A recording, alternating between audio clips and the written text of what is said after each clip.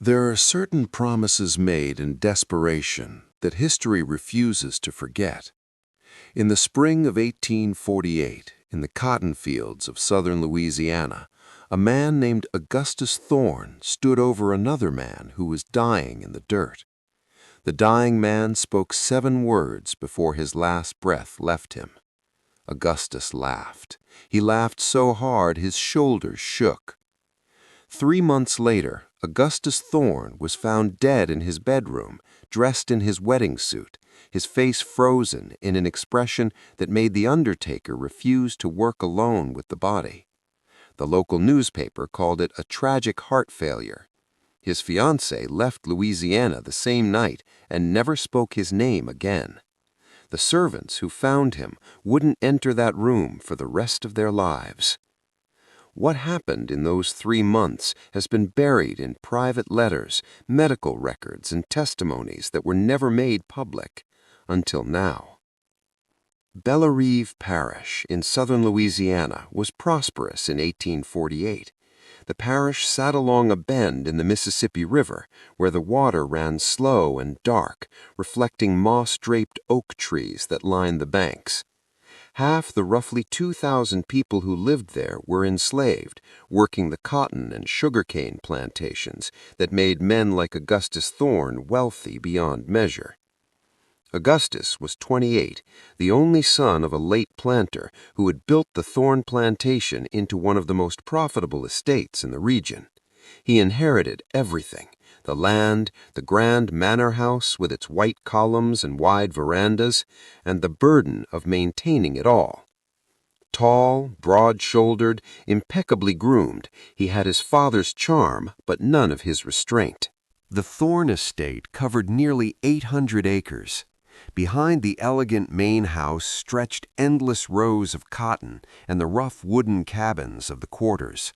43 people were enslaved there in 1848. Augustus knew their names the way he knew his horses, as property. Among them was Samuel, 36 years old, quiet, steady, a man who had survived by keeping his head down. He had a wife named Ruth and 2 young children, a boy of 8 and a girl named Grace, aged 6. That spring, Augustus was preparing for the most important event of his life, his wedding to Catherine Beaumont, daughter of a powerful neighboring judge. The marriage would unite 2 of the wealthiest families in the parish.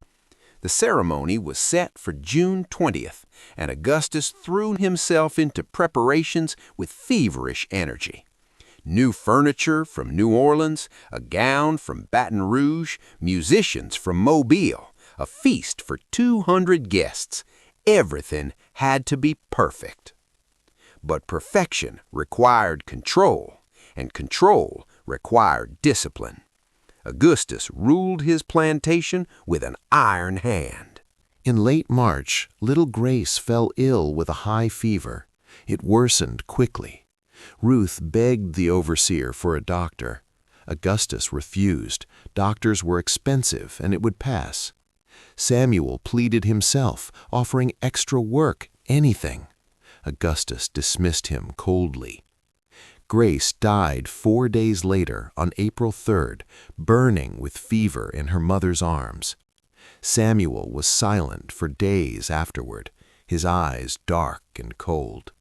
On April 18th, while Augustus inspected the fields in high spirits, he came upon Samuel working slowly. The overseer struck Samuel for lagging. Samuel looked up and spoke quietly. "My daughter died because you wouldn't help her."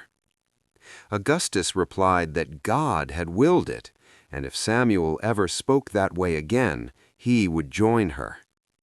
Samuel took 1 small step forward. That was enough. The overseers dragged him down and punished him brutally as an example. Left broken and bleeding in the dirt, Samuel managed to lift his head and rasp 7 simple words to Augustus. "You will not see your wedding day." Augustus laughed, genuine, mocking laughter.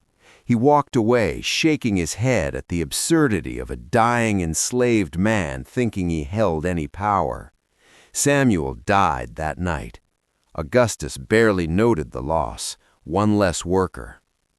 3 days later, Augustus woke with crushing chest pain. It came and went, but soon returned nightly. Then the sightings began.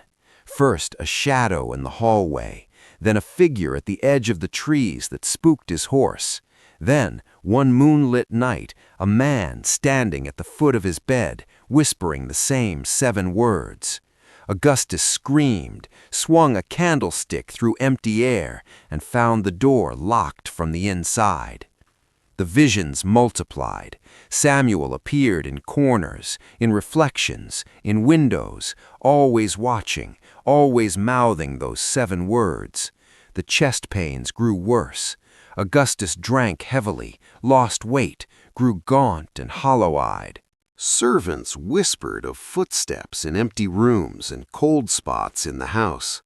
Ruth heard the rumors and felt a grim satisfaction. Augustus kept silent, terrified that admitting he was haunted would ruin his reputation and the wedding. Catherine noticed his decline and begged him to seek help. He refused. Dr. Whitfield prescribed rest and laudanum, diagnosing nervous exhaustion. A mysterious letter arrived bearing only the 7 words. A small wooden grave cross appeared outside his study door. Augustus stopped sleeping. The ghost leaned over him in the night, whispering endlessly. He saw Samuel everywhere, during dinner at the Beaumonts, beside the road, in puddles. By early June, Augustus was a ghost himself, jumping at shadows, digging frantically in the garden for the cross, muttering about Samuel waiting for him. Catherine and her father insisted on postponing the wedding and getting him help. Augustus fought it desperately. He would not let him win.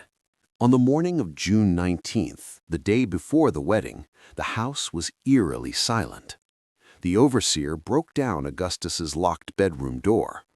There lay Augustus Thorne on his bed, dressed in his immaculate wedding suit, hands folded, eyes wide in terror, mouth open in a silent scream, deep scratches on his neck. He was cold and stiff. His heart had simply stopped. Dr. Whitfield recorded cardiac failure brought on by extreme stress, but he could never explain the look of pure horror frozen on the dead man's face, like he had seen the devil himself. The undertaker refused to prepare the body alone. Catherine, heartbroken, left Louisiana forever and never married. The funeral took place on what should have been the wedding day, the same flowers decorating the coffin instead of the gazebo. The manor changed hands repeatedly. No family stayed long.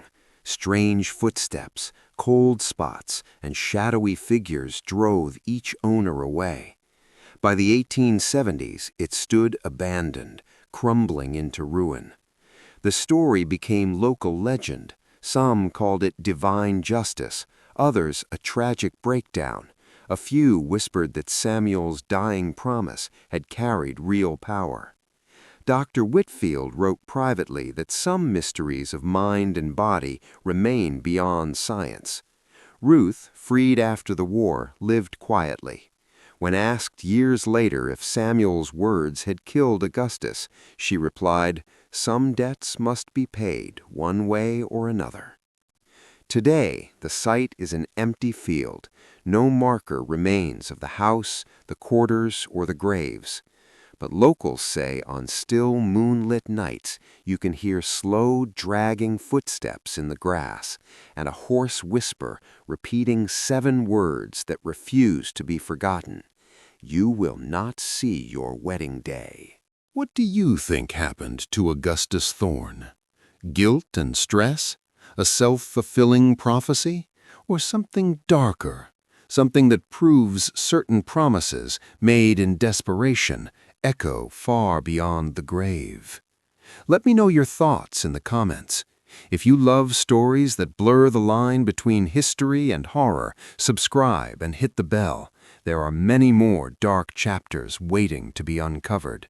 See you in the next one.